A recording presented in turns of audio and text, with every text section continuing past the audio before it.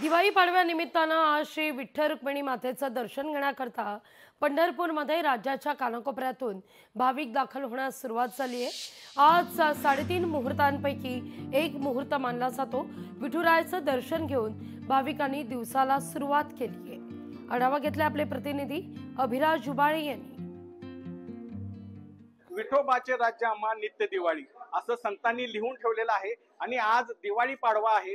3:30 मुहूर्तापैकी एक मुहूर्त मानला जातो। हिंदू धर्मामध्ये दिवाळी पाडव्याला मोठं महत्व आहे आणि आज आपण बघू शकता विठ्ठल रुक्मिणी मंदिरामध्ये भाविकांची एकच गर्दी झालेली आहे। राज्याच्या कानाकोपऱ्यातून या ठिकाणी भाविक विठुरायाचं दर्शन घेऊन आपल्या दिवाळी पाडव्याची सुरुवात या शुभ मुहूर्तावर करण्यासाठी दाखल झालेले आहेत। मंदिर समितीने देखील वसुबारस पासून या ठिकाणी मंदिरामध्ये विविध फुलांची सजावट केलेली आहे। देवाला देखील आणि रुक्मिणी मातेला देखील पारंपरिक अलंकार आणि वेशभूषा या दिवाळीच्या दिवसांमध्ये केली जाते आणि भाविक आज मोठ्या प्रमाणात पंढरपूरमध्ये दाखल झालेले आहेत। त्यांच्या सुख सुविधेसाठी देखील मंदिर समितीने मोठ्या व्यवस्था केल्या आहेत। आपल्यासोबत काही भाविक आहेत। मला सांगा, कुठून आलेला आहात? आज मंदिरामध्ये तुम्ही दर्शन घेताय?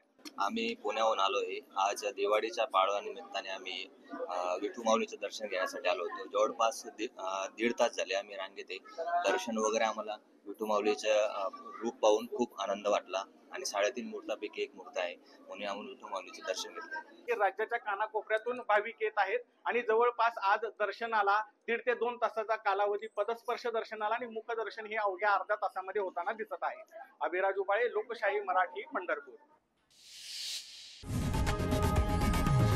लोकशाही मराठी ऐका, पहा, जागरूक रहा।